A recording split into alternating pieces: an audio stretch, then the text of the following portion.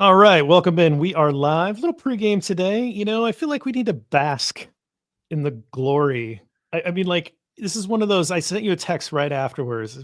Did we do anything different after wins? It's been so long. What do we do when the Bears win a football game? It's funny. A few weeks back, we kind of tried doing the math, and like, as long as we've been doing the show, we have not talked about very many wins. It's like a very rare occurrence with this current regime, and it's just like, and this was a good one to get, man. Packers, the rival, they bumped them, even though the Commanders still won and they took care of their business. It was nice thinking that the Bears had a chance to kind of ding their playoff seeding, but we'll see what happens with the Packers in the playoffs. I don't think they're gonna get past the Philadelphia. I mean, I don't think so. I thought the Bears did ding them, but the Since Commanders came Washington back. won, They did come back. Okay, yeah, yeah, okay, they came back right. and won the game. Still, Yeah, it's fun. It's at the fun time to, they didn't know, so it's good. for the record, I think we're going to say There that it it is. dinged them. Right. It Well, took out all hope. in about 10 years, when we look back on this game, It's the only thing we'll remember. yeah. Yeah. Remember the time they screwed up the Packers playoff seeding? Yeah. Yeah. I mean, I think I tweeted it out because I thought that's what happened, but I think I definitely did it in the moment. So Yeah. maybe I was assuming that it was, because it did solidify it at that point. So, Yeah. okay. Well, all right. Well, fair enough. It was always good to know that I was technically right, but not maybe completely right. That's okay. uh, it was, um, it was fun to watch a victory. I was surprised that like 10%, 15%, somewhere around there of Bears audience, Bears Twitter was like, I would have rather them not screw up their draft position. And like, I don't want to step on anything in the show, but I just like, what are we doing? Like, Weird. Yeah. Caleb had 4 or 5 legitimate fourth quarter comebacks this year. But yet they don't count as game-winning drives because they didn't win the game because they found ways to give it up. But he put them in a position to win, or they had the game won, if not for crazy, weird defensive coaching decisions that we don't need to rehash too much. But you had to have one of those pay off, Yes. and for the fact that it paid off in Lambeau on the final week of the year, going into the Caleb's talking point of undefeated in 2020, or first win in 2025. That stuff I think does matter. I don't think it's a hollow victory. I really don't. You really could feel the emotion from the players in the game. They wanted that game, and at the post game press conferences, the coach, when they talked to some guys in the locker room, and then Caleb at the podium, he was well aware of the history, and he mentioned it at least 3 times, at 3 different instances. He did it in the locker room when they were giving the game ball to the head coach. He talked about how important it was to get that win. And I don't know if you watched the post game on last night's game with Tony Dungy. He was talking about how when he was coaching way back when, it was a pointless end of the season game, and his challenge to his team was, hey, someday we're going to be in a situation where it's a final game of the year. We have to win. So let's go out and win this one here. He said his team won that game. This back when he was coaching the Bucs. The next year they won the division. They won like the first 5 opening up the season. So that carries over. There's going to be a lot of players on this team.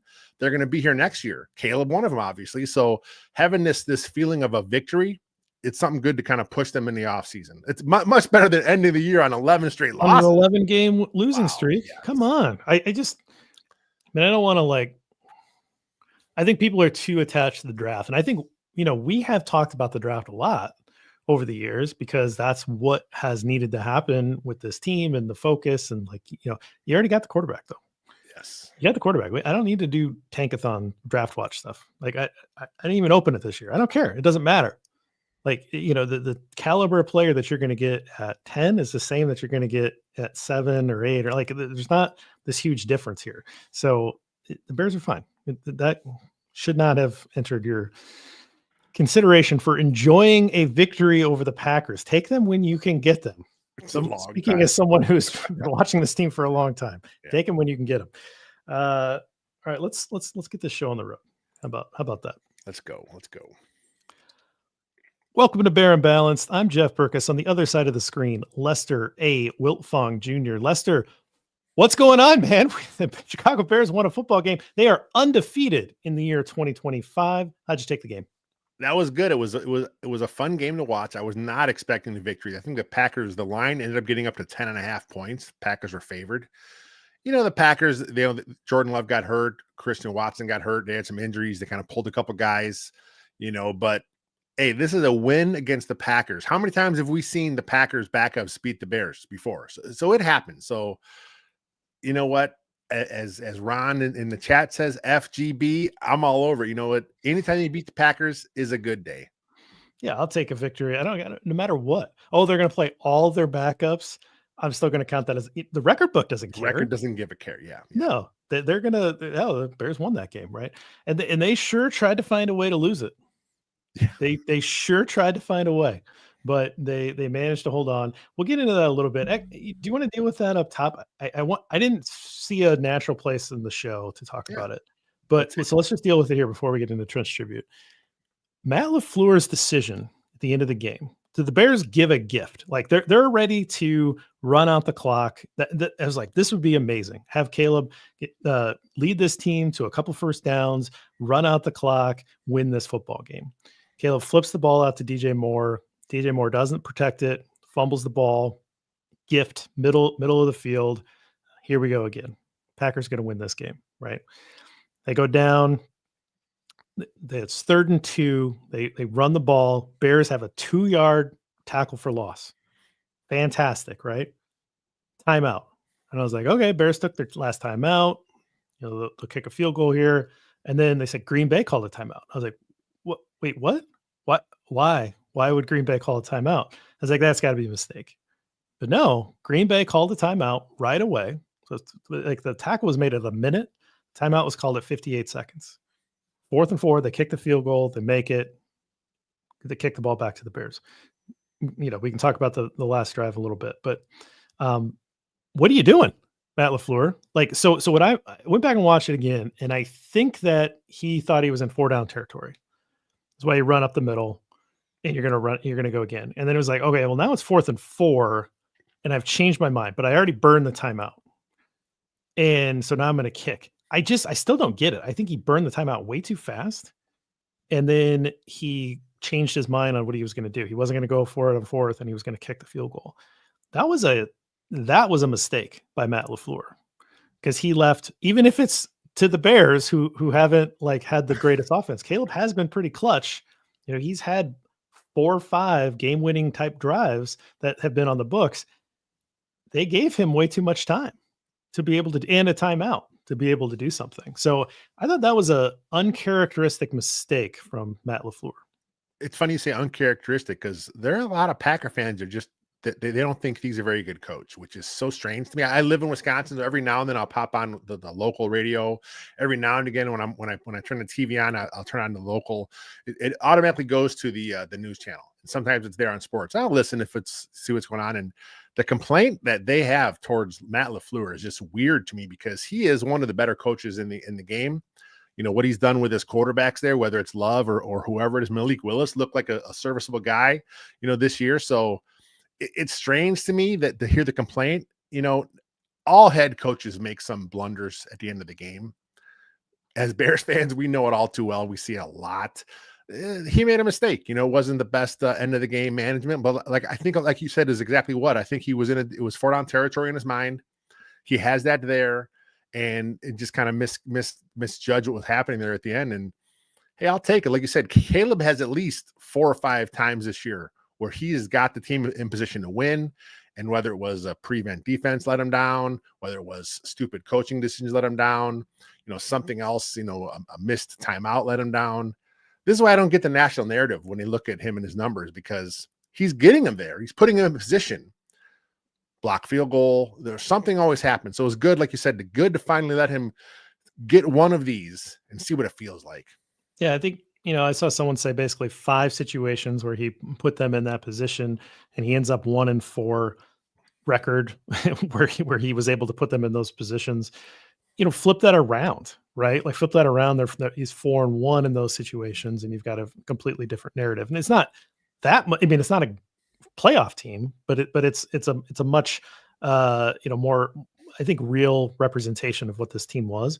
But, again, that's why the coaching needed to change, because that coaching showed time and time again over the 2.5 years that Eberflus was here that it's just who he was. He wasn't strong in that part of it. So, all right, let's get into the categories. We got a little bit of a treat tonight because this is the season finale show. We'll obviously be back with coaching stuff and whatever, but we're going to do our year-end awards on the Trench Tribute and on our hot bowls of porridge, cold bowls of porridge, and just right as well. So some additional fun stuff that we'll go through tonight.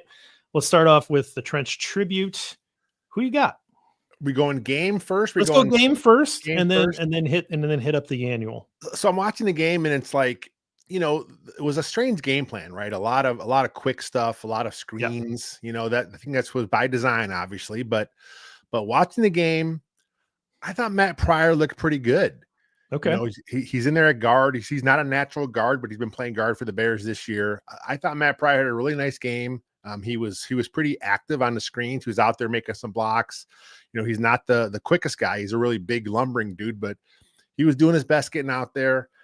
And he's a free agent coming up. Now, look, I would like to see him come back, but I want to see him come back as your 8 or 9 OL, not your first guy off the bench. I think he may want to pursue a place where he can play more or more of a guaranteed time. But I think if you're the Bears, you have to really put some assets into the interior O-line, couple guards, maybe a center.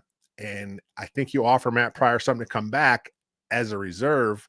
So we'll see how that shakes up. But I thought he's played pretty good football this year for the Bears. Yeah, I mean, if he's a backup, which is what the original intent was. That was the plan. Right? I mean, that's fine, right? He's a big dude. He's really big. So yeah, getting him out into space isn't always the best decision, but I think you have to be pretty impressed that's what we talked about in the beginning of the year. And I know that it has not worked out. This offensive line has been terrible overall, but we talked about how the depth looked legitimate. Yeah. It was just, we were worried about some of the continuity issues and the injury issues and things like that. We did not expect the Nate Davis situation to go off the rails quite like it did. We should have in hindsight, though. In hindsight, I guess we could have been able to predict that, but I think we gave the person the benefit of the doubt, which was the wrong move, because he clearly didn't want to play football anymore. But Matt Pryor stepped up, and that's great. Bill Murray in the limited time that he had to step up, and in Tevin Jenkins' absence before he got injured, he being Bill Murray. Bill Murray looked pretty good. Like, there was some depth on this roster. It just didn't it didn't shake out, and they didn't get a lot of continuity. But I think you gotta love Pryor for what he was able to do. I think it's a good game. A shout out. I also think, like, he should get like an honorable mention for the annual because of how well he's played as a backup, right? I don't think either of us are going to give the actual Trench tribute to him, but I think he's definitely someone who deserves a little extra credit for the entire year performance. For me, I'm going to go Austin Booker. He got a little more play. He didn't fill the stat sheet in terms of, he didn't get a sack or anything like that, but he provided some pressures, and it's just a young guy's developmental project. It's the last game of the year. I don't know what his total numbers are going to look like or anything like that, but he's got some bend, he's got some speed off the edge. Let's see what a full year, kind of like the Karan Amagaji conversation. Let's see what a full year in the system is going to do for him in terms of strength and nutrition, working on counter moves. Like, let's see what he can develop into. But I think getting a couple pressures in a game like this is pretty good. Yeah, I mean, he just had the one tackle, but like you said, when you watch the game, he's one of the guys you see flying around. He's hustling all the time. I hate to go back to the hits philosophy, but that's what you want. You want these guys on your defense. You want them flying around. You want them all running to the ball, and that's what Booker has when he's in there playing. And like I said, his snaps haven't been huge all year, but when he is getting a chance to play, he's making sure that what he does is noticeable on film. If you were able to go back into the Fail Mary play and put Booker and Darrell Taylor on the field as your rush-ins to just run around and chase Jaden Daniels, the Bears win that game. Like, I mean, Yeah. just like that's the type of guy that you want in those situations because he's fast and he can mirror a fast quarterback. And you saw that a little bit too. He was able to pressure Malik Willis, who's really good at avoiding pressure, into making some poor decisions yesterday as well. So I I just it stood out to me. I thought the defense played a little better than the offense, and it deserved somebody to be highlighted on the line, and that's who stood out to me. That's a good pick. I like that. All right, let's annual award. I think I have an obvious pick. I think I have an obvious guy too. I think it's okay if we agree. I don't think we have to separate and have a different answer here, but I'll let you give the award.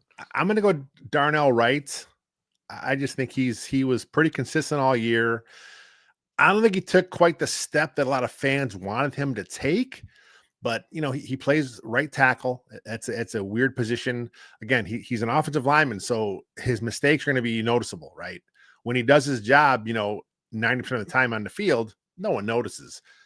He gets a flag. Oh my God, Darnell Wright sucks.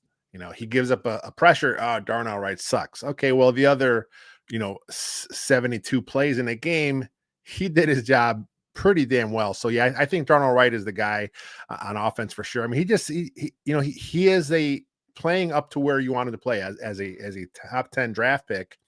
I think the best is still yet to come.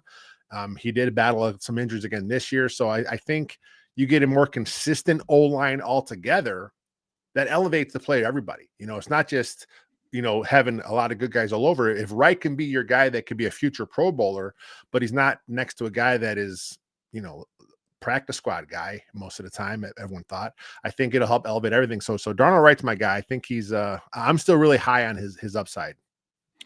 Yeah, and I think I think we noticed a little bit. He obviously missed a little bit of time with an injury, and I think we also kind of noticed that he was maybe battling some stuff early. But for the fact that he was not at 100%, which a lot of linemen are never at 100%. I think a lot of Kyle Long will talk about that. Like, well, after the first 2 days of camp, no one's at 100%.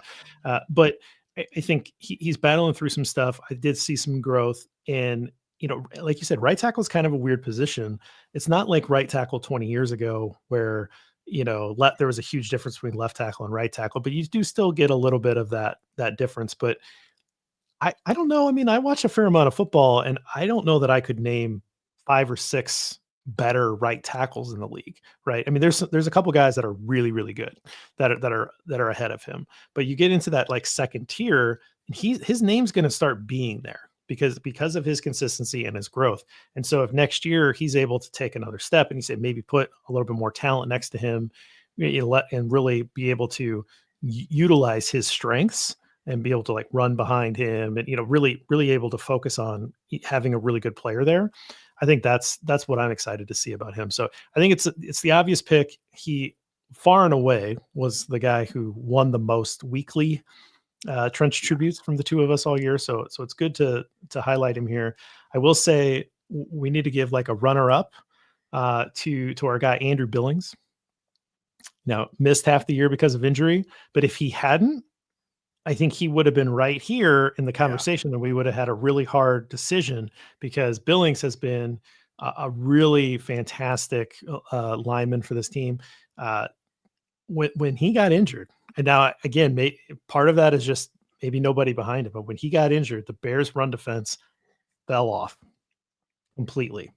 So he's either like the greatest run defender of all time, or the Bears didn't do a very good job of backing him up. I think that the answer is somewhere in between, but he was really impressive for the year and a half before he got injured. And I think we need to at least make sure we give a little love to Big Bill. It wasn't just his run defense. I thought he was pretty good in the pass game too. I mean, he would provide some pressure. He wasn't always getting to the quarterback, but he was moving the pocket backwards, and he was making it uncomfortable for the quarterback there. So yeah, I mean, Billings, when he went out, man, that defense really fell off a cliff. So like we said, is it really if a nose tackle is that big a deal to your defense, then maybe your defense is not as good as we all thought it was. But the fact that the drop off was so severe, I mean, that just shows you kind of the player that he was.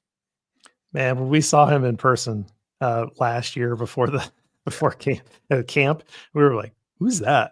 Oh, that's Billings. Oh, he's big. Big dude, yeah. He's It was a really he's fluky injury too, the pec injury. yeah. It's torn. Hopefully he's gonna be fine coming back from that.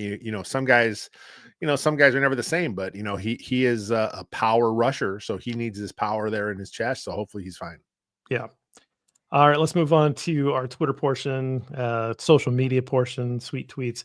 All right, I normally, first of all, you took my tweet. I got into the system later than you. You had already taken my tweet, so let you get into that in a second. But I'm going to start off. This guy quote tweeted something that I had tweeted out after the game, and I liked it. So this is Vernest Quick Brown at B Allen 2. He says, as a Bears fan, I really hope this is the beginning of the shift. A few years ago, the Packers were responsible for the Bears missing the playoffs when they lost to the Lions and they beat us when Chris Conte blew his coverage, which everybody remembers that play. We don't need to get into that. He says the Packers have the worst matchup in the wild card. So I wanted this to be an opportunity for us to talk about, the Bears helping that at least for a moment. It looked like they secured that 7th seed for them and sending them to, the toughest matchup in Philly. And for maybe this being the start of a change. I mean, I you don't want to get overboard with one game or anything like that, but I mean, this had to just be a huge sigh of relief in so many ways for so many Bears fans to just be like, okay, fine. They think, how many of you work with Packer fans and had a Monday morning meeting or crossing them in the hallway or whatever it might be, and there's just at least a little bit of like, gotcha, right? Like I imagine that's a huge percentage of the fan base that has somebody in their life where finally you can say, yeah, okay, it's over. Hey, that streak is over. Let's start again here. Yeah, I mean, for sure. I mean, I live in Wisconsin, right over the border, so I see Packer fans in their gear all the time. It's I'm usually wearing this when I'm out in public, just because this is the hat. I have 2 hats, 3 hats, 2 Bears, 1 other. In football season, it's always the Bears hat. So people see me. When it's a Bears fan locally, I always get the nod, right? Hey, it's good to go there. But Packer fans, sometimes they want to talk trash, and for one, like I'm not a trash talker. Like, dude, get out of here, dude. I don't know you. We're not friends. I have nothing to say to you. Your football take is irrelevant to me. But yeah, it's good to know that now, at least through the off season, when I see him, if they got something to say, I'm like, scoreboard, buddy. Take a look at the last game. The Happy Gilmore, Yeah, with the really big guy, yeah, where and he goes, and I will be seeing you in the parking lot after. Yeah. I feel a little bit like somebody starts trash talking you, and then you like stand up and like look at them. There's got to be a little bit of fear. And, Usually it's like a flex really, out here. really old timer. Like, okay. I'm old as it is, but it's usually like an old guy. Like I asked one time, he looked at his hat. What's that supposed to be? And I'm like, I know what he was talking about. Cause like I said, what's the B? Is that supposed to be for the Bears? So I'm like, yeah, it's the head coach B. It's what all the head coaches wear. I just thought he'd be, Then he started going in on me. And I'm like, I was with my daughter, right? So I politely, brushed them off, and my daughter laughed because she enjoys that when people try and talk to me out in public, because I'm not very sociable as it is. So she always enjoys it. Gets a kick out of when Packer fans try and talk to me. I'm trying to create this scene in my head. I'm telling you, it's wild sometimes. Did I ever tell you about the time when I had a Bears fan serenade me in the grocery store? Did this come up on the show? No, but we'll carve out some time right now for it. Okay, so I actually wrote about it a while back. So I'm at this grocery store shopping. I'm in the bread aisle, and a Bears fan sees me, and I always get the nod, right? He gives the nod. He goes to the next aisle up, and he starts singing "Bear Down Chicago Bears" to me and my daughter. So he's singing, and I'm like, okay, he's gonna, do the first line or two. Okay, he's gonna do the first verse. He sang the entire song, and then I look over at his wife, and his wife she's just shaking her head, like, come on, But yeah, I guess I don't know. It was again, we're in Wisconsin. right over the border, and here he is right in the middle of the grocery store, just belting out Bear Down Chicago Bears. It was kind of interesting. There's always someone who's a bigger fan than you out there, Yes, for right? sure. Like that's the take home message. All right. What about you? What did you bring on that you stole from me? That I stole this from you. So we talked a little about the draft earlier, right? In the pre-show. So Jacob Infante, who is our lead draft analyst, who is, he is as draft Nick eccentric as it comes. So he tweeted out at Jacob Infante 24, when I am reminiscing on this game 20 years from now, I'm not going to remember dropping 2 to 3 spots in the draft order. I'm going to remember the Bears marching into Lambeau and winning off a last second field goal. That's a trade-off I'm 100% okay with.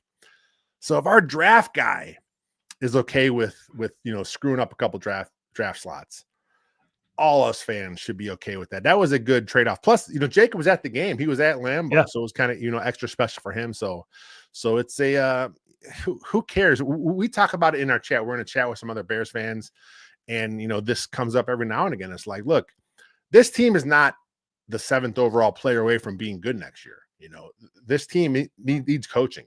If you get coaching, you've got the quarterback, you get a good coach in here. That's what this team needs. Dropping 7 to 10 in the draft order, that's not going to change anything. Plus, the way that looks, it's going to be, they're going to get a pretty good player there anyway. So let's go. Let's win the games. Worry about the tanking when it's time to tank. This is not the time to tank. I've never been someone who can actually watch my team and cheer for a loss. Same. I can, at the end of a game that they lose in a lost season, say, okay, I understand that helps, right? And when we were covering the team that was clearly tanking because they were tanking in the offseason, and we talked about it, like they're clearly trying to tear this out and this is going to be a rough year.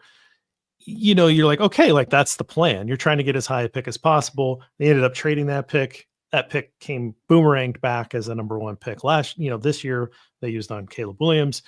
So there was a time for that. But last year, even when they started off poorly, we had the Panthers pick and the Bears pick to follow. And then at some point it broke to where, well, the Bears are winning and the Panthers aren't. We're cheering more and more for the Panthers to continue this tank that they clearly didn't want to do. And who cares? Like, we're cheering for wins. So like, I'm not saying there's not a time and a place for it, but there's definitely not a place for it when you already have the quarterback in place, right? Like that doesn't really work for me. I just can't turn it off and say, and we talked a little bit about this, but that game was very meaningful to those guys in the locker room. This last win here was meaningful to Caleb and the guys in the locker room. Give Thomas Brown a victory, right? Like, he had a difficult year. He got the game ball there at the end of the game in the locker room. So I think that sticks with players as opposed to an 11 game losing streak. They in the season on a win in Lambeau Field. And I think that's meaningful. So yeah, Jacob was there. Jacob's the draft guy, and he's saying this is way more important. Any of you have any reservations at all, listen to Jacob. This was a good, fun win. Enjoy it while you can. Speaking of Caleb, let's move on to Caleb's corner. He was 21 of 29 for 148 yards, 1 touchdown, no interceptions, 1 sack for 7 yards. So you have an easy week this week to finish up sack watch. So he avoids the all-time record, which is good. He's not sacked the most times in league history. Came close, but does not break it. It was very clear to me in this game that this approach was, we are undermanned on the offensive line, and we are going to call everything to get the ball out of Caleb's hands as fast as possible. Yeah, the Packers have a pretty good pass rush, and I think when they played them earlier in the year, they got him, a handful of times. So, then the last few weeks, Caleb's got hit a lot. So, yeah, they wanted to make sure that the pass pro was good. And that, look, that's what any good OC has to do, is that's your first job. I mean, if you can't protect quarterback, then the offense isn't going to work. So that was part of the game plan. I'll a little bit more on that later in the show, but yeah, that's something that they definitely wanted to do. And I thought Caleb played pretty good. He executed it pretty well. He was over 70% passing, not a lot of downfield shots, but he executed the plan. as he had to. And then we talked about it. End of the game, man. He made that nice throw to Rome on the sideline. Excellent catch by Odunze. And then he changed the play with DJ Moore based on the coverage they saw. Hey, if they come out in this, I want you to go up the field and go to the middle. I guess it was supposed to be something on the sideline, but the Packers were giving up the middle. So that was a side adjustment that Caleb and DJ talked about in the huddle. So again, he's growing as a quarterback. The connection with DJ was there. DJ had a career high in reception. So all the talk about DJ was, unhappy and sad. And I mean, he still caught a lot of balls. So I think he's fine there. So yeah, Caleb showed some nice growth this season. A lot of work to do. And he talked about it in his presser. So I think, again, no doubt in my mind, he's the guy. You get the right coaching staff in place and this team will bounce back next year for sure. I want to talk a little bit about that last drive because we kind of left it earlier to talk about here. I was just really impressed. I mean, not perfect. He barely got rid of that ball where he was doing a little scramble trying to get out, and probably could have gotten rid of that to Cole early in that sequence, right? So there's still some room for growth there, but yeah, the pass along the sidelines to Odunze, I mean, was just a rocket, right? It's just those are fun. But he had a couple throws like that every game. He gives you a couple throws where you're like, oh, whoa, what is that? That is amazing. But that play at the end, they had, what would you call that when you stack three receivers back to, I think that was just window dressing. I think no, I agree, but it's an inch. I didn't know if there was a call for it. So there's three receivers that are lined up right, one behind the other, which I think is just kind of a funny look to it. We used to call it trip stack when I coached. Trip stack. Okay, I'm not sure if there's I'm sure that every coach has his own terminology, but yeah, we call it trip stack. Okay, so they've got three receivers off to the right, and then you see the Packers, they've got a bunch of guys guarding the sideline, but they've got a bunch of them over there. So it pulled everybody over to the sideline, and then you had DJ one-on-one, and I'd have to watch it again, but I'm sure the leverage of the corner played was outside leverage, thinking that he was going to try to get out of bounds, right? Yep. So he breaks in the middle, but what I think is beautiful about that is that you have enough time to run. DJ goes down right away, and then you have the ball already in between the hashes. Yeah. Right. And so you can place the ball down. And like you're tackled anywhere else, you've got to kind of throw the ball over. The official has to spot. There's the whole thing. Everybody gets up to the line. They get set. They don't get a legal motion. I was waiting for an illegal motion, and I was looking. I was like, everybody's set. Everybody's set.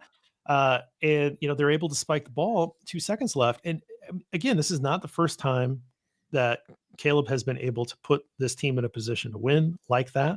That's happened multiple times this year. But I loved that. That was a really great understanding of how much time you had, what you could execute, and actually executing it. Like I said, the whole middle of the field was open to you. So he was able to just lead DJ with that ball. DJ does a good job of not trying to get any extra yards, just gets down right away. Gives himself up. Like all of that. That was an awesome play to end on. It's the last play of the year, and it was just so good. Everything about it was just so good. I loved it.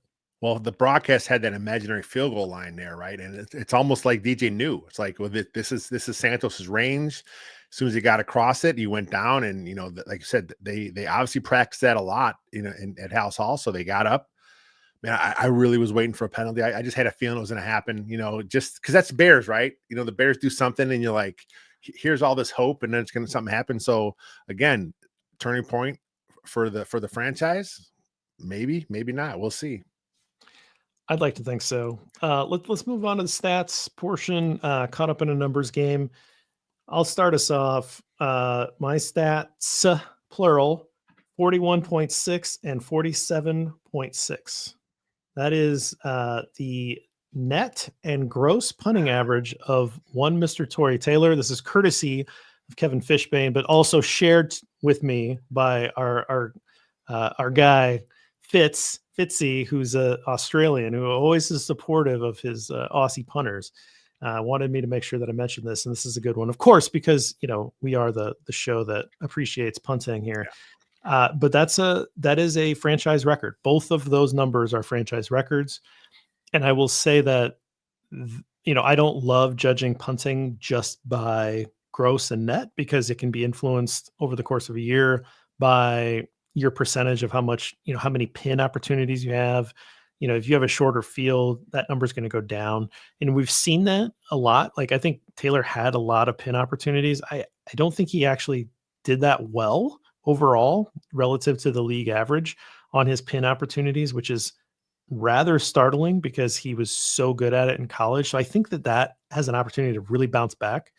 But his open field punting this year, meaning that he wasn't restricted by, trying to pin deep. He was, basically punting from, inside of his own 35, basically 30, where he's not really trying to pin him deep.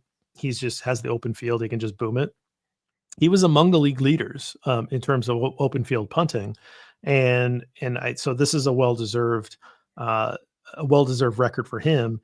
And I think just he's maybe not as good as his performance this year maybe wasn't as good as what everyone was hoping because of the pins. I think we were all seeing that from college and seeing that immediately translate. That did not happen quite like we thought. But overall, it's a really good year. He ranks above average overall and among the tops at open field punting. And I think he's good. Like I think he's what the Bears wanted. And I'm happy to get an opportunity to call him out on a good stat.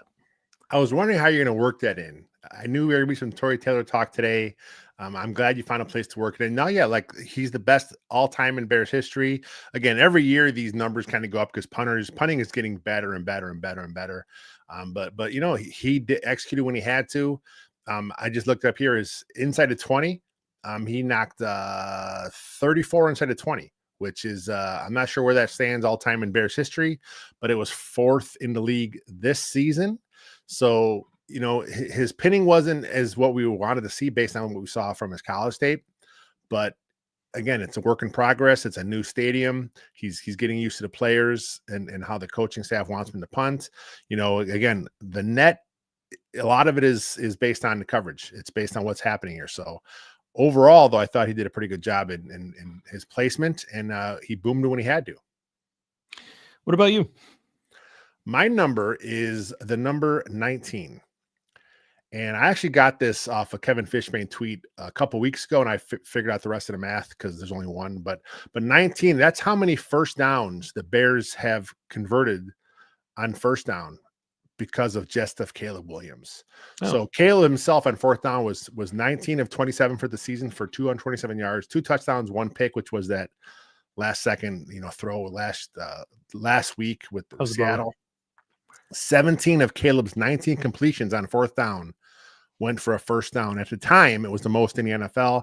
I'm not sure if that had changed, but as far as running, Caleb Williams also was contributed to 2 first downs on scramble attempts. He had 2 runs for 12 yards. So 2 scrambles first downs, 17 completions first downs, 19 total first downs from Caleb.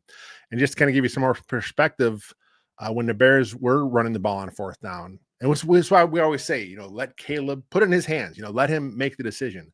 When the Bears did run the ball overall, and I already told you he had the 12 yards rushing on 2 scrambles, but overall, the Bears had 9 running attempts for -2 yards on fourth down plays.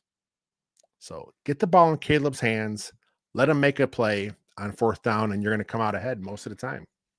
Years ago, there was the joke that the Bears offense should be Devin Hester lining up 20 yards deep and just like snap it to him like a punt and just let him like return. Maybe the Bears just need to be pretending like it's 4-minute drill all the time and like just Caleb, it's fourth down, go. Right. Kidding. Obviously you don't do that, but there's a little bit to say, like once he gets into that mode, that's when things have worked. And so if you're projecting forward and you're saying like, well, what was good about this year? That those are really good things. Crunch time, got to have it moments. He's got to create. Those are there. Not every quarterback has that. There's plenty of quarterbacks can't approach anything like that. And so that's the special part. The special part also can translate to the base flow of an offense. But if the offensive system is broken and you're not using the pieces in the right way, I thought some of those comments from Thomas Brown today to the media, like, what would you do if you got the head coaching job that would be different than what you did here? Oh, I would have, offense would be completely different. Oh, can you expound on that? Well, I would use players in a way that took advantage of their, like, I mean, he was absolutely Yeah. brutal to Shane Waldron in that press conference. But he was saying things that we've been saying all year, which is you're not using these guys in the right way. You're not putting them in a position to succeed. Cutting up a highlight tape of Caleb Williams, playing point guard and showing it to him and drilling into his mind, like, don't ever turn over the football. Like, that's not putting Caleb in the best position. That's such a defensive coach mindset, right? Yes, Oh, I hate it. 100%. Right. And running the offense through Keenan Allen, when you have DJ Moore and Roma Dunze on the field, right? Like, just not putting it, and I like Keenan Allen, but like not putting these guys in a position to run the routes that they're best at and put them in the position to succeed. And then really not having a blocking scheme that's advantageous to the talent that you have or don't have on the field, and giving guys help that need it, right? I mean, the number of times where, you had a player that was clearly overmatched and you didn't give him any help. Well, no kidding, they're going to get beat. And then that's going to cost you a sack. That's going to cost, whatever. And so good coaching is going to change. Average coaching would have changed the outcome of the season. Good coaching could really set this apart. And so that's why this hire is so important. We've talked about it all the time. Every hire is important. Every time you go out and hire a head coach, it's important. But you're just in this very interesting position right now, given where you're at talent-wise, that you have to be focused on this. Don't mess this up, Ryan Poles. Don't. You have to get it right. Going back to Thomas Brown a little bit, as he's having his press conference today, and he mentioned that how we do things differently. Right away, I thought, okay, there's gonna be some fans right away who want to say, well, you were the OC for the last, 5-6 games. Why didn't you change it all? Well, look, the game plans are tweaked week to week. The playbook was installed in the offseason. That's like, you'd be learning a whole new language. It's like, okay, we're going to speak Spanish, and then, okay, there's now tomorrow we're going to start speaking Dutch. Okay, you can't just flip it up on a fly like that. So he did what he could with what he was working with. Some of the playing usage changed a little bit when he kind of took over. It's funny, we saw Keenan Allen's playing time kind of drop a little bit when he took over, but his production kind of went up, I think, because he was using him a little differently. He was using him more in the middle of the field where he should have been all along. So I think we saw him make some tweaks. We never kind of saw him take advantage of Cole Kmet, like I hoped we would see, but there were things he did where he kind of tweaked a few things, but you can't just make huge wholesale changes once your playbook is there and in place, because I mean, that's your season's Bible. I mean, that's what you have. So I thought he did pretty good for what he had a chance to work with. And like you said, man, those comments were really damning towards the previous play caller. I mean, I would have done the same thing if I were him. I mean, you gotta, you gotta distance yourself from that jackass as much as possible. You've got a long future in this league. You've got to kind of look out for yourself. I have no problem with saying that. I just thought it was very telling that he was saying things that we were saying all year. So, I know we expected maybe a little bit more of a bounce when he took over, but he's still tied to what they were given. So, all right, quick break. No ad read. You're welcome, everybody. But quick break. And on the other side of this, we'll get to everybody's favorite, the Three Bears. Stick with us. All right, Lester, Three Bears. Let's get into it. Hot bowl of porridge, cold bowl of porridge, just right. And our annual bowls of porridge that we're giving out. We're going to start with the hot. Who you got? I'm going to go with safety, Kevin Byard. Man, same. 14 tackles, which is a big number. But then I checked. That's a career high for him. That's the most tackles he's ever had in a game. We're talking about an 8 or 9 year vet here. He had the sack. He had the forced fumble. Man, he played. I thought he'd be good this year. I figured he'd be better than Eddie Jackson was last year. I thought he would be a stabilizing force. But he had a down year last year in Philly. I talked to people that covered Philly out there, just kind of get the perspective. And, they weren't really quite sure on him because they didn't think he was a good fit. So I hoped he would kind of have a bounce back season. And then, spoiler alert, he's also my hot because I didn't expect him to be as good as he did. I thought he played pretty good football this year. He was a pretty good stabilizing force back there all season long for the Bears. You You had, Jonathan Owens back there with him, Elijah Hicks back there with him. Tavarius Moore had a few reps before he got hurt. So there were kind of some injuries next to him, and he was back there every week doing his thing. And I think he'll be back next year. There's some talk about maybe that Bears maybe making a move to free up some cap space. I don't want to see him be a guy. I think he deserves to come back. I think he's a veteran, team captain. I think he's one of those guys that fits. And you talk a lot about culture fits, and it wasn't the best this season, but he's a guy that kind of do what he needs to do and kind of help get this locker room to the next level. No, I think it's a great pick. Obviously, this week that I agree with you. I think it's really the only way to go. That sack and forced fumble, Nice. that deserves it on its own, Yeah. right? And you don't want your safety leading the team in tackles for a week. That's not really a good stat that you want. You want your like linebacker to lead the team in tackles, but sometimes that happens, and it is what it is. But he is a good football player. Like he has had a ton of success in the past. He was traded, and clearly just, hey, you can just pick up a brand new defense in the middle of the year. Clearly didn't Philly guys think he wasn't a good fit. Maybe if he would have signed there in the offseason, right? But he was an acquisition, I think, for Philly last year. I think it was a good signing when it happened, and I think he's played really well. Also, the Bears posted that locker room celebration, and it ended with him breaking them down and given kind of like words of wisdom, right? So he is a stabilizing force in a lot of ways. I think he's a locker room leader, and I thought he played really well. And you said you're giving him your hot of the year. Yeah, the hot of the year. I mean, I said I figured he bounced back, but I think he kind of like exceeded my expectations because I think he missed a handful of snaps. He played 99% of the snaps in the season on defense. All 17 games, obviously. And like I said, with some of the injuries that secondary had, there was some up and down moments on that defense, obviously, but none of those were, I think, due to Kevin Byard. All right. Well, my annual is going to go to DeAndre Swift. He exceeded my expectations. Okay. My expectation for DeAndre Swift was that he would do okay, and that he would be basically like a 1A to, and I get it. Bill Zimmerman was right. Bill, if you're listening, you were right.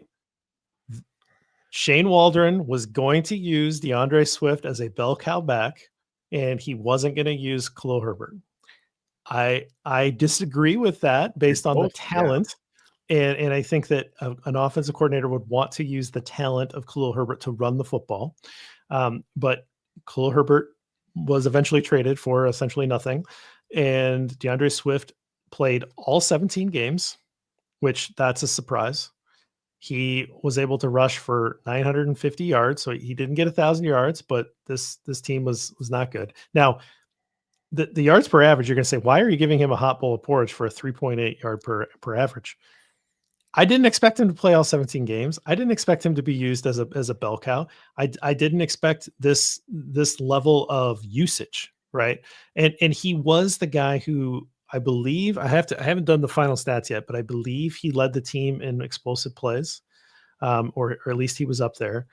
He was a big target for Caleb Williams this year. I think he had over 40 catches. And so his usage, I think, was much higher than what I anticipated coming in.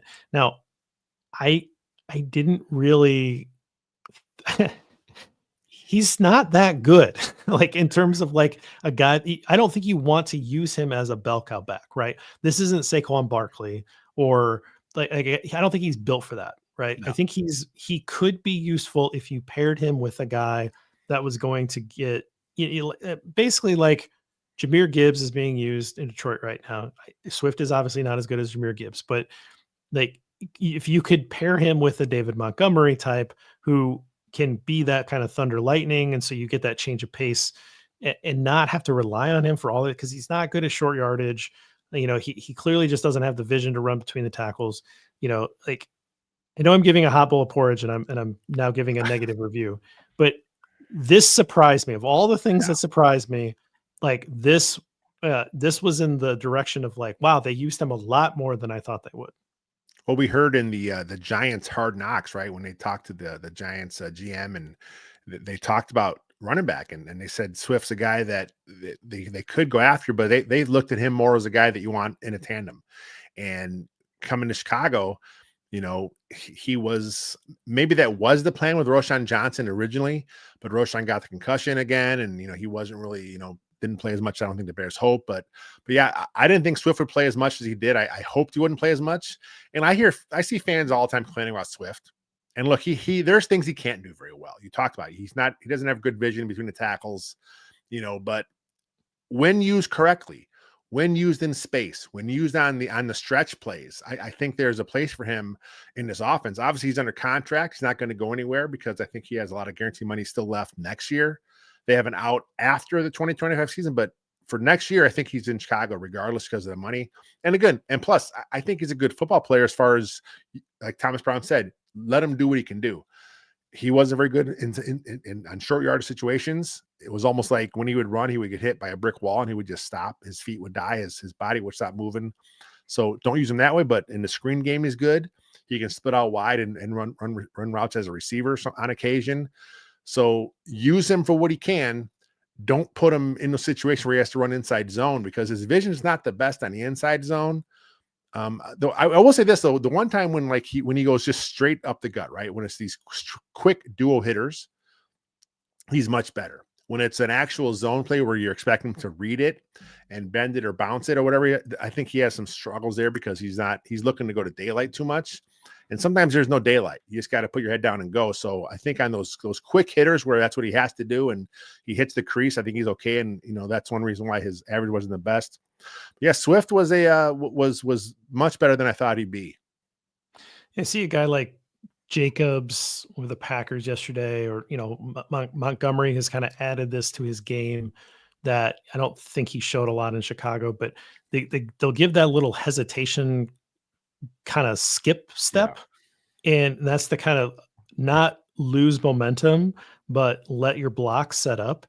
And Swift just doesn't have that. He's gonna, like you say, if he hits the hole, because he's got one speed, but if you're trying to make him read something, he wants to bounce it out. It's very like his read is always to get to the sideline. I don't want to say this in a negative way, but it's very high school running back kind of thing, right? Where it's like, toss sweep, you want to try to get the fast guy into space and have him make a guy miss. And that's probably what he's been doing his whole life, right? I'm sure that he's a guy that had 10,000 yards in high school or something, that's the type of runner he reminds me of. But he's not necessarily a good read runner. Like he doesn't pick that stuff up. So anyway, we're just trying to be nice, and then it kind of comes into a critique. But I was surprised at how much they used him, and this was also a way for me to say that Bill was right, which I'm sure he'll love. I have a feeling next year his usage would go down next year. I would think so. His productivity will go up next year. Right. His efficiency. Yards, yeah. Yes, I agree. All right. Let's flip it around. Cold bowl porridge. I'm going to start off this one, and I'm going to say the backup tight ends. Okay. This is a recurring theme through the whole year. Yeah.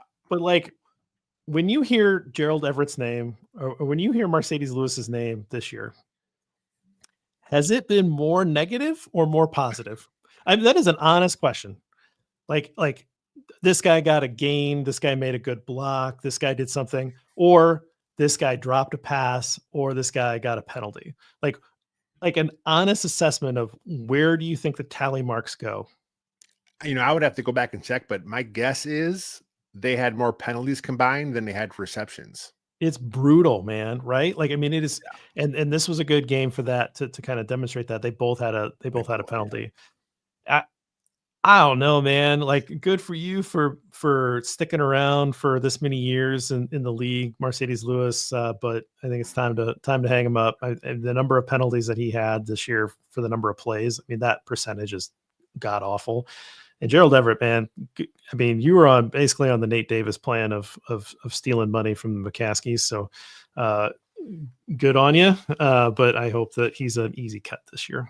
I loved the signing when it happened. Man, I did too. I loved it because I looked at his game. I caught a few Chargers games and I saw what he did. I looked at some of the advanced stats where he was, one of the better run after the catch tight ends in the game. I'm like, okay, I can see how they can use him in tandem with Cole Kmet, and it just never materialized. And, I think part of it was early they tried to force it to him. and it just didn't work out with some of those stupid screens. Like, look, a tight end screen has its place sometimes, but very rare. And you got to have an elite playmaker to have those tight end screens pop off. So I think they kind of forced it too much, and then it just kind of never worked. And just rough all around. Man, backup tight ends. I have some tight end talk about here soon too. So not a good look for the tight ends in the Bears offense. All right, we'll hit your cold bowl now. So my cold bowl now, I'm going to go Keenan Allen with that interception he threw. I gotta give it to him. And the response after. Yeah, he seemed very it's a pick. It is what it is. Yeah, that was a weird throw. I mean, look, I'm sure he doesn't throw very often. I looked at his numbers. He has had a handful of passes in his career, but look, last game of the year, you get your number called to throw it. I can totally see why he said, F it, I'm going to chuck this up there and see what happens. But it wasn't a best throw. Probably should have just kind of bit it and took the sack. But yeah, I got to call Keenan for that play and the reaction after.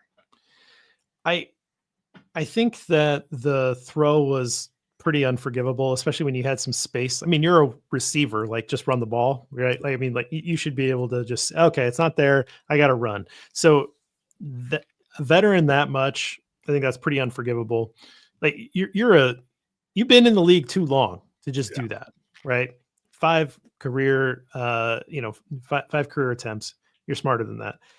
But he throws a picks and then just sticks his hands in his jersey, his hand warmer, and just doesn't really chase. And I thought, you don't get to act like you're Dan Marino and just threw a pick and be like, well, I can't make this tackle because I'm Dan Marino and I'll get hurt. I mean, you can't act like an old quarterback just because you threw the ball. You got to go after that. And that was, and didn't he fumble? Didn't the guy that picked it off fumble the ball? Darnell Wright got credit for a forced fumble on that play. So Darnell Wright hustled down and got his hand in there. And so if you hustled down behind it, you might have been in a position to make that fumble recovery and erase that. That's why you hustle, right? Yeah. That is pretty disappointing. That's a good one there. Okay. Annual award. I'm staying tight end. I'm gonna go Cole Kmet. And look, Cole Kmet. We've talked about it quite a bit. It's not on Cole, it's his usage. He just did not have a lot of opportunities. It's like every week we kind of waiting to see something happen. And then this week we saw him catch a screen. Again, why are you running a tight end screen? I don't want to see that stupid screen pass out on the perimeter to your Y tight end. It makes no sense. If you want to do a tight end screen, do a middle screen where he comes underneath the formation. Do something creative. The outside stuff, if you're going to have a trips formation or a twins formation, Cole Kmet's the guy I want blocking, not throwing to him. Terrible usage of a tight end this year. So yeah, I got to give it to Cole Kmet. Again, not on him completely, but down year, man. I thought he was gonna have a really big year this year. Yeah, I mean, we would have lost some money if we would have put anything on Cole Kmet. Yes, because he's. I did lose some money. I put him in a few of my prize picks things. I do a few things in the underdog and stuff like that. I did a few through the year where I thought, okay, this is the week he'll bounce back. I also had him on one of my fantasy teams. I picked him up. I'm like, okay, he'll bounce back, and he never bounced back. But I kept riding with him. Maybe that's one reason why I didn't win any money this year in my fantasy league. Well, yeah, that could have been part of it. All right, I'm trying to do this on the fly. So Mercedes Lewis had 4 accepted penalties against him. So that's not great. And Gerald Everett had 2 accepted penalties against him. So that's 6, and they combined for 9 receptions. Because Everett had 8. So and on the whole chart here, they come out on the positive. I guess. I mean, I don't know that that's really that great. I'm just saying that's pretty ridiculous. You had what did I say? 7 or 6 penalties? 9 and 6, I think it was. So they play with +3. That's rough, man. That's rough. That's the tight end differential there. +3. It's a tight end differential. that ratio needs to be like +50, right? Yeah. Like that shouldn't even be a conversation. Okay. This is an easy one, maybe a cheap one. I'm going to say the front office, because the front office for bringing back Matt Eberflus when it was so clear that this guy, he wasn't it. and you brought him back. So look, we could talk until we're blue in the face. Was this George McCaskey not being willing to pay 3 years of a coaching contract and then going out and hiring another guy? That's where I would put my money, guys. Okay. But maybe he would have been open to it. Maybe it was Ryan Poles defending his guy. Maybe Kevin Warren was, ambivalent to whatever happened. I don't know. I'm not in those conversations. No one's leaked anything that says one way or the other, but the writing was on the wall. Like, it was there for you to see that this guy wasn't really that good of a head coach. And let's change this up, given the new opportunity here with Caleb Williams. You didn't do it. You tried to sell this.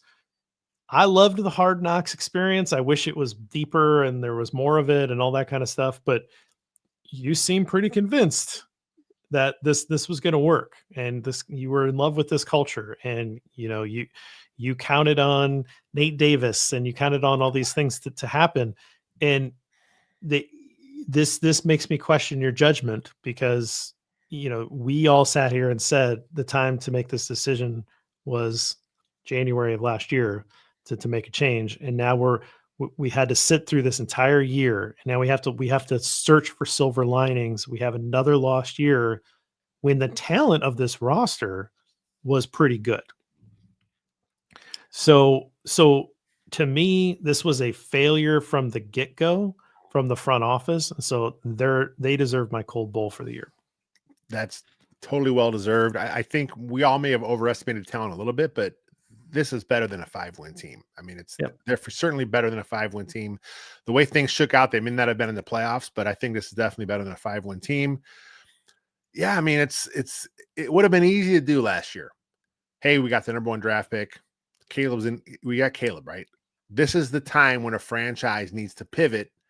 And I'm sorry, Matt, but it's time to make a change. That's what should have happened. They had every excuse they needed to do it. They failed to do it. And I'm with you. I think it has something to do with management. And now here we are this offseason, and there's another chance to pivot. Ryan Poles looks like he's going to stick around. He's got his press conference scheduled tomorrow morning at 10 a.m. There was no announcement that he was staying, so I'm assuming it is what it is. So is that going to prevent you from getting certain candidates? I'm not sure. We'll see how that plays out. But again, here's a chance to pivot. It hasn't worked out for 3 years. Your culture you created with your players did not work. We can't bring you back, but it looks like they're going to stick with them. Yeah, I mean, assuming that all signs point to Ryan Poles staying and he's going to run this next coaching search, you have to ask yourself, do you feel confident in Ryan Poles hiring the right coach? Is it going to discourage Ben Johnson from coming? I don't know. Ben Johnson's agent, I assume, has made some comments about they want to see stability and alignment and all that kind of stuff. I think that can be pretty easily communicated by saying, well, of course, we're going to extend him. You'll be on the same timeline, right? Like, those things can be talked through. Yeah. But will that discourage a candidate like Ben Johnson? I don't know. Only Ben Johnson can answer that. I do know that Jacksonville keeping Trent Baalke sure seems like a bad move if they wanted to attract Ben Johnson, because no one in the league thinks that was a good idea. And so they may have taken themselves out of the running there, which great. That, sometimes you need to be, better to be lucky than good sometimes, right? So overall, I went back and I really tried to think about the Poles Eberflus situation. And I think that I have probably been a little bit too focused on this idea that it was an arranged marriage, or like he was given limited options, whatever you want to kind of discern from the start of this. And then we really don't know or can't know what happened when, did Poles go to bat for Flus, or was it ever on the table? We know that Poles wanted to get rid of Flus this year, right? So at least there was that.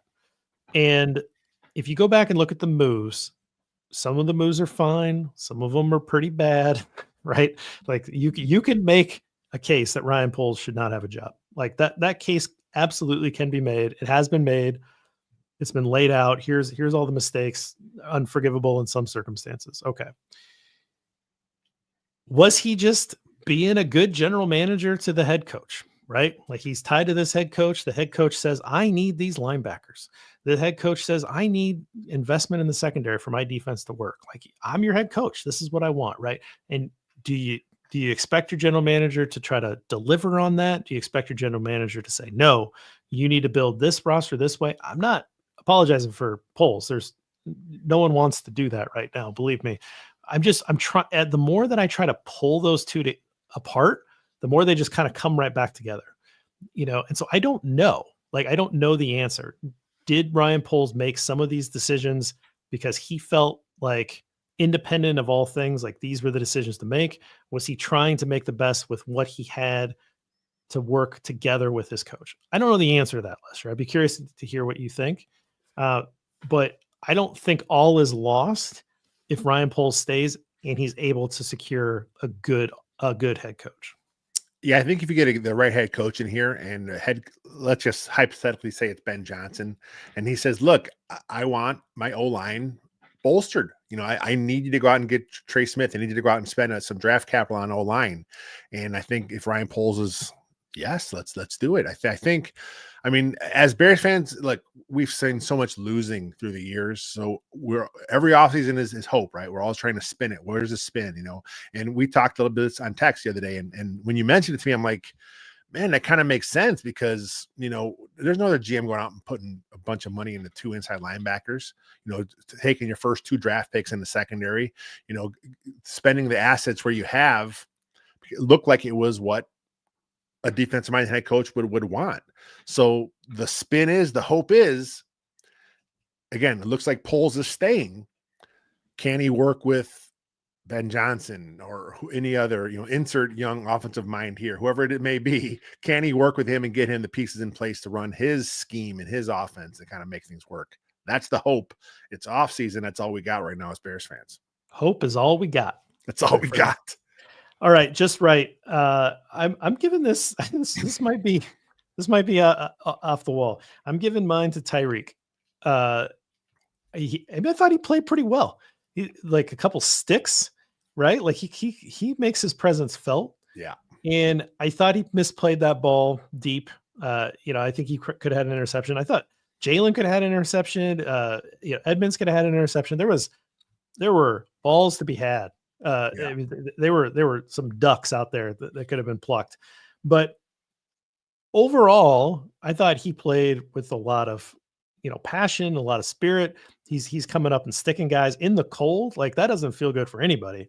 And I'm still hopeful of this guy to be able to come back again. Not a perfect performance, but that's why it's a just right bowl. But he's coming back, man. Like, is he going to be able to get back on track? I don't know, but I'm hopeful.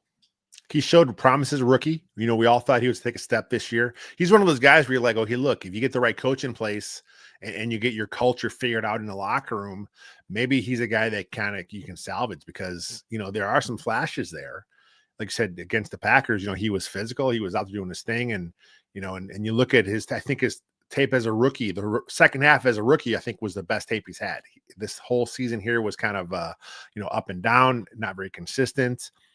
But, he's a second-round draft pick, played at a big college in Miami. He's very brash and very cocky, and that's part of what goes along with being a defensive back from the Hurricanes. So if he can get things figured out here, I mean, obviously it benefits the Bears if he can get things working here because he does have some upside here. So, yeah, that's I didn't think you're going to go that direction. That's a good pick. Who'd you have? I'm going to go with interim head coach Thomas Brown and the offensive game plan. Okay. He did what they had to do, right? We talked about it a little bit on the top. It's very, very, very screen heavy. A lot of screens. I saw a lot of complaints from fans about how many screens they called. And as I'm watching the game, I remember the game last year from Luke Getsy against the Minnesota Vikings where the Bears pulled it off. I think it was a 2-point victory. Screen after screen after screen. And in hindsight, well, he's doing it because they couldn't protect the quarterback. That's what they did this week. They knew they couldn't protect the quarterback. They had some problems up front. Larry Borum's your starting left tackle again. We've kind of seen what happened here with the issues up there with him and the pass pro. So look, let's run the ball. Let's do the quick game. Let's do a lot of these perimeter screens. And that was the game plan. It worked. They got the win. They allowed 1 sack. So I think that may be the fewest sacks allowed in the Thomas Brown sack watch era. I'll have to go back and check the numbers, but overall, they did what they had to do. Man, is Chris Morgan just like not provide enough snacks in the old line room? Like, why do these guys have such a issue? There's like so many guys that seemed unmotivated this year, or I mean, Borum. Look, Borum was the right choice to play over Karana Magaji. I saw some people saying I would have rather seen. No, like the point of a redshirt year is a year, not a redshirt couple months, right? I can't disagree with that more. But Borum looked unmotivated during his time, which is baffling because Borum's going to be playing for a contract next year. I mean, I've assumed he wants to keep playing professional football. And so here's your opportunity to put some good stuff on tape. And it's not good, guys. Like it has been very, very bad football that he's put on tape here. But at some point, this is all I got. I don't have anybody else to go to. So these are the guys I have. I know their limitations. I'm not going to pretend otherwise, which did happen a few weeks ago. We pretended otherwise. We pretended like this, I got Trent Williams out there. Everything's fine. Right. So I like that call because it is acknowledging that they saw what they had or what they didn't have. And they try to craft a game plan around that. It's a frustrating game plan. It's not fun to watch because they really can't do anything, but they were able to win a football game against the Packers. I mean, the result is what the result is at the end of the day. And I don't think that they got lucky here. This was a game that they played pretty competitive football in throughout this game. And, they had a chance to close this out without the last second heroics, before that fumble. So, I mean, this was, I think you got to tip your cap. Real quick, I got 2 more honorary just rights for the game.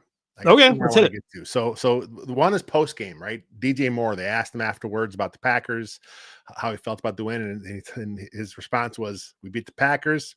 F them." You want to see that kind of emotion out of your players. Again, they understand the rivalry.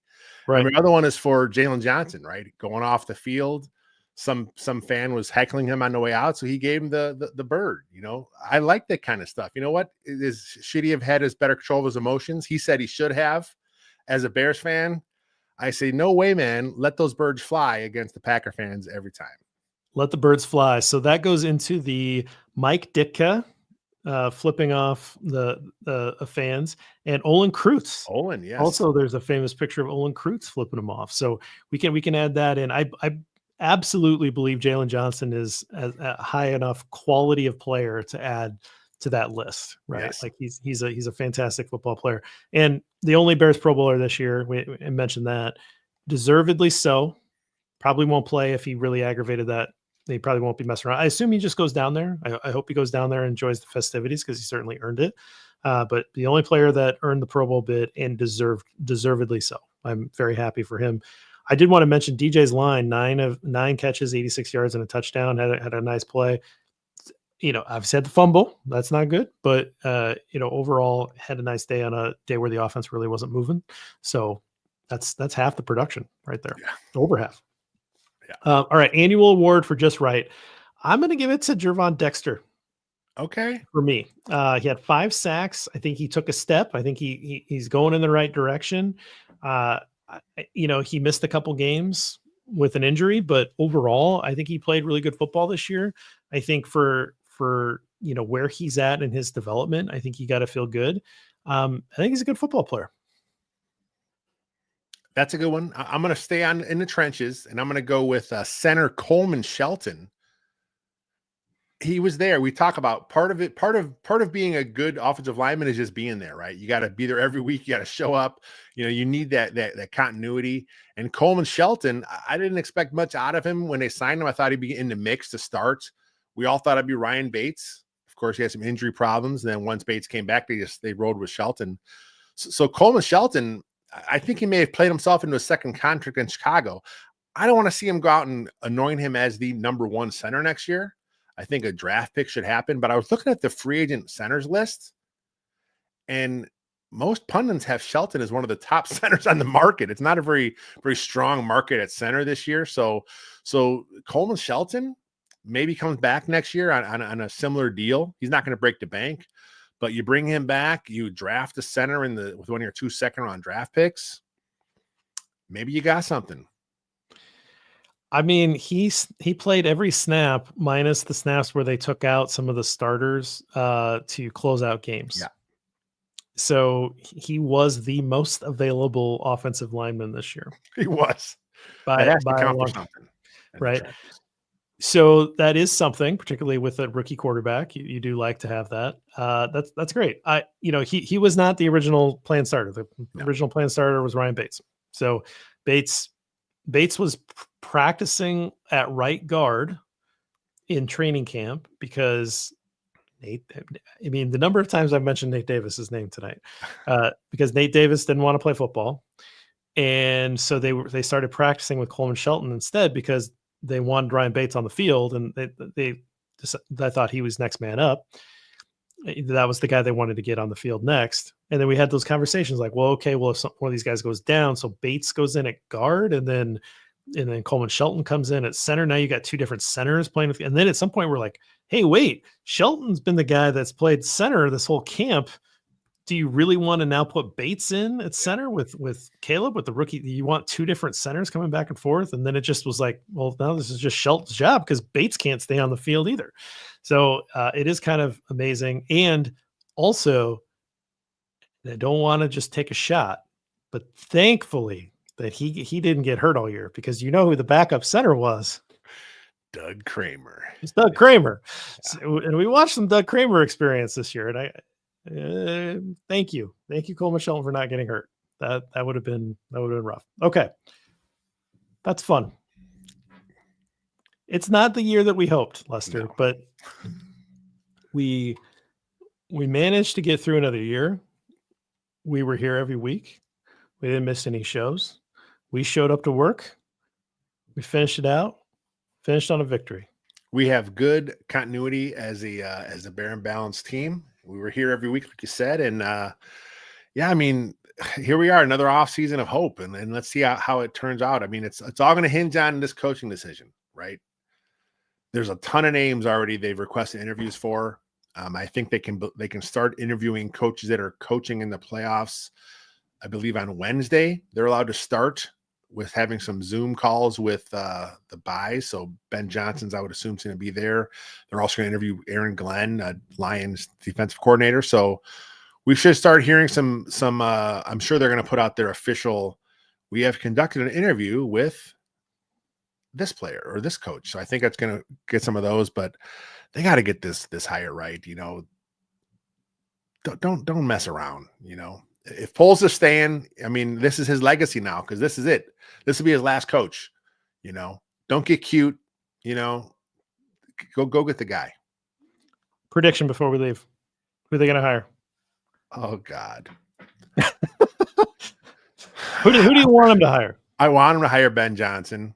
Again, we talk about the way this Bears are constructed now. It's got to be an offensive guy. And I hear, it's fine. Go get the leader of men, right? Look at the Seattle Seahawks, right? They hired the defensive guy last year, and they're already firing their OC.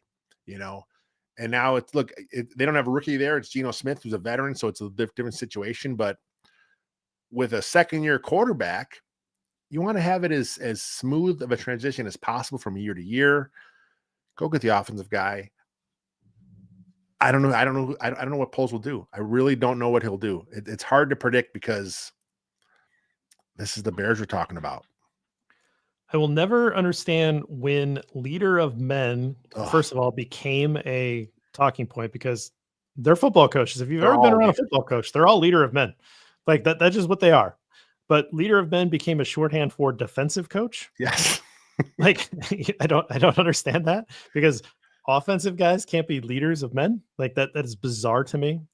But the path to sustainable good football is through offense. It's sticky.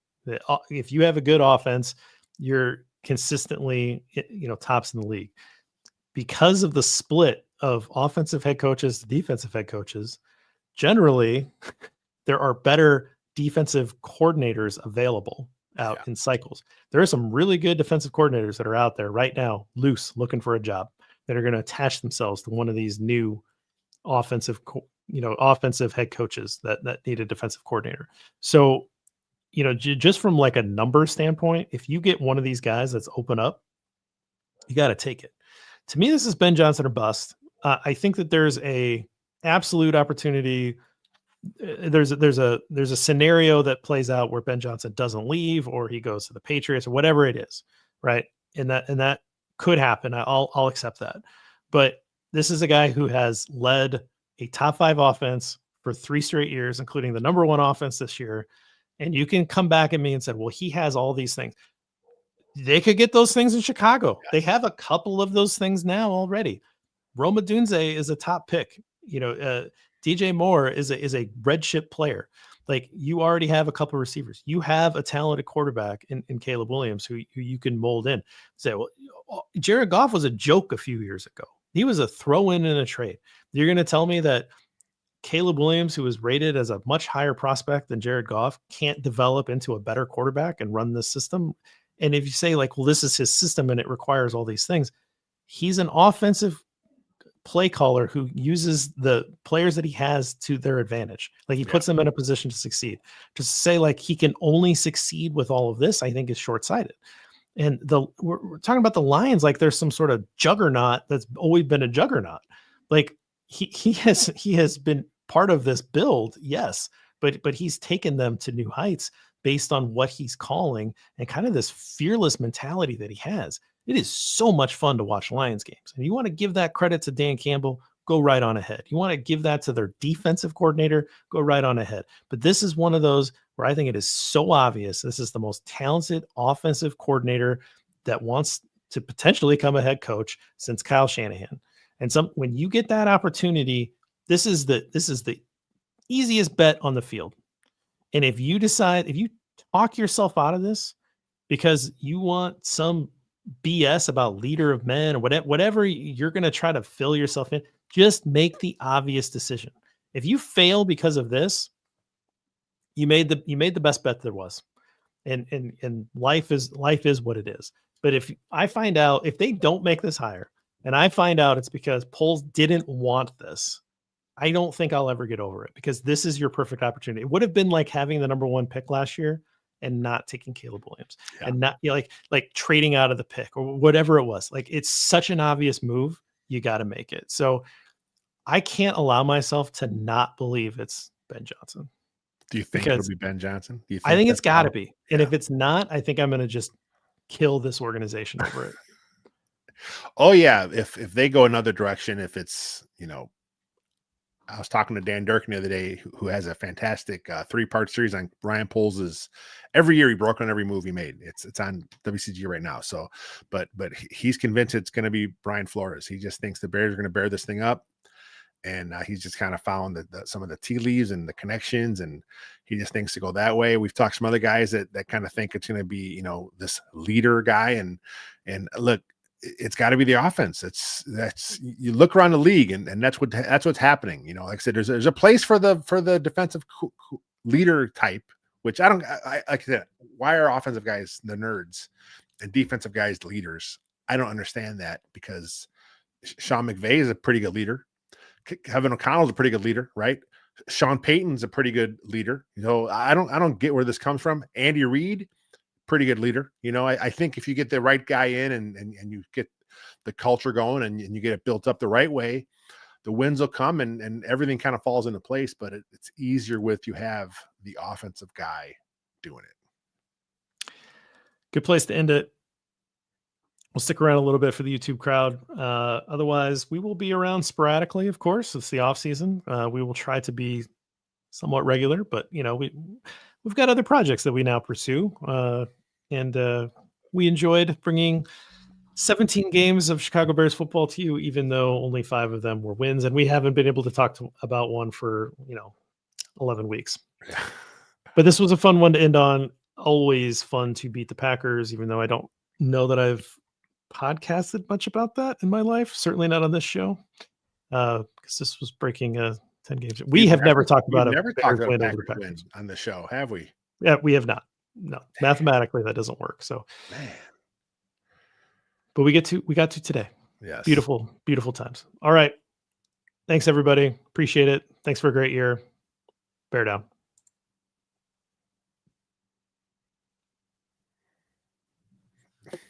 Eric Swanson, Bears need to learn how to win. This is a good start. It is. We talk about like you can't go into the offseason with 11 straight. You can't do it. I mean, that's demoralizing as it is, losing 10.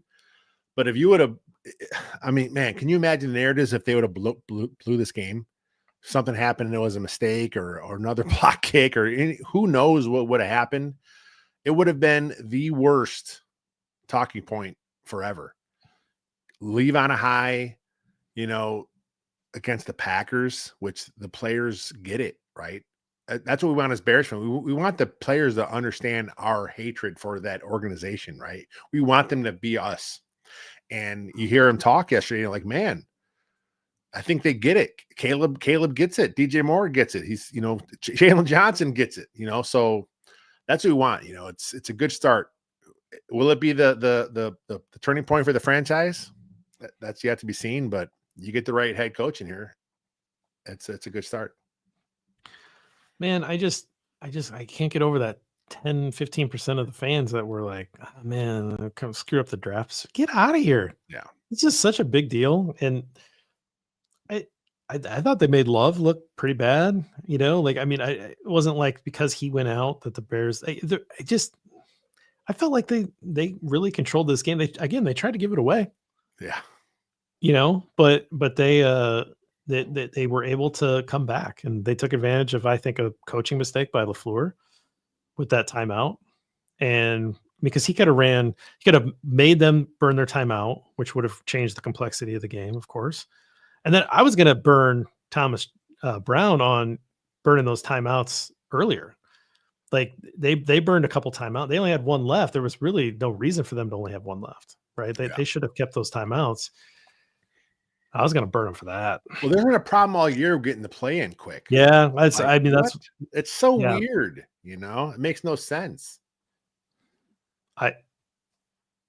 They should have had two timeouts at least at that point in the game. And they didn't. So, but yeah, the other team makes a mistake. You take advantage. You made a mistake by giving the ball back, but they made a mistake. They gave you an opportunity. You took advantage.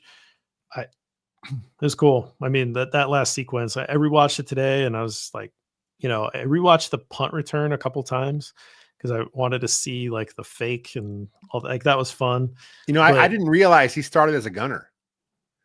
Oh yeah. At the first watch, I'm like, that's his quote was as opposed to just kind of being back there and kind of hiding. Yeah, I didn't realize he started as a gunner and he ran all that way. And they again, that goes to scouting, right? They must have known that punter likes to punt it that way. Call directional punts and then so they had the guy on the wrong side, hopefully, because like what happens if they punt it towards DJ? Right. The play's off and it's up to DJ to do his thing. So yeah, it was that was fun. That was fun to kind of see that come back there. Yeah, that was great. And then I rewatched that last sequence because I was just, especially that last throw, I was just really impressed with it. So I mean, it would be interesting to maybe go back through and, as we have time this off season, maybe go back through and find some of these like really fun throws and like pull a thread out, and there's just a lot of things that we can kind of go back on, but there's a lot of things that you just got to throw away because this scheme isn't surviving. Right. So that's the interesting thing about trying to get invested in the Bears over the last 10 years as a content creator is that things just keep changing so fast. So you're trying to get a handle on what the offense is and how the plays are called. And, you get into it a little bit like with Nagy, like I really tried to like figure it out, really try to study it. And that's why I kind of came back to that talking point of like the run game and the pass game don't match. Yeah. Like there's not no cohesiveness. It doesn't meet in the middle with play action and there's no counters. It just feels like isolated plays. And I think Nagy's really good about coming up with a play, drawing it on the board, but he doesn't really know how it works in the overall scheme of the offense, right? And like you can get that way by studying, going back through the tape. It's not really worth us going through this year because it's not going to translate over, right? And the defense is probably going to change. So, there's some things that we can learn from some of this year, but there's a lot of stuff that's just not worth going back on. Especially since they're going to have a whole new staff again next That's year. what I mean. It's all thrown out the window. Yeah. We'll figure some stuff out. I got some stuff that I'm planning on, but it's probably not current team stuff. Okay. Gonna start digging into the history stuff a little bit more. Nice. Chris had to chime in real. Tight room sucked. Yes, the tight end room was bad this year.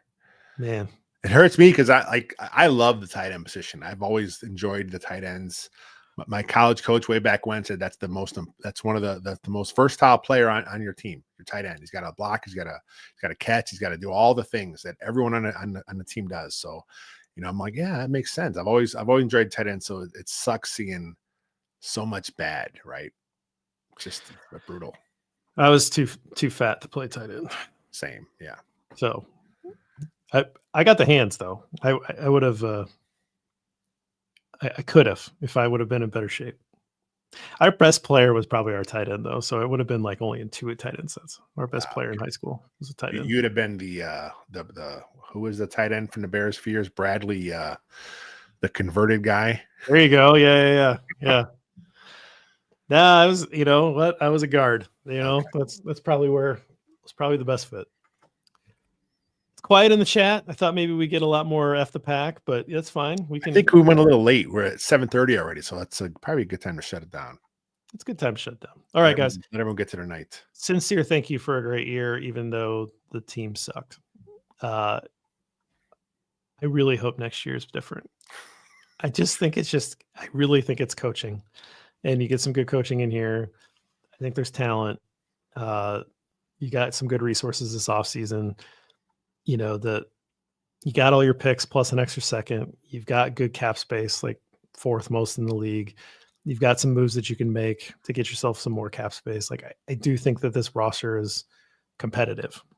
So that's my final thoughts on this year. Let's end it there. Okay. All right. See you guys.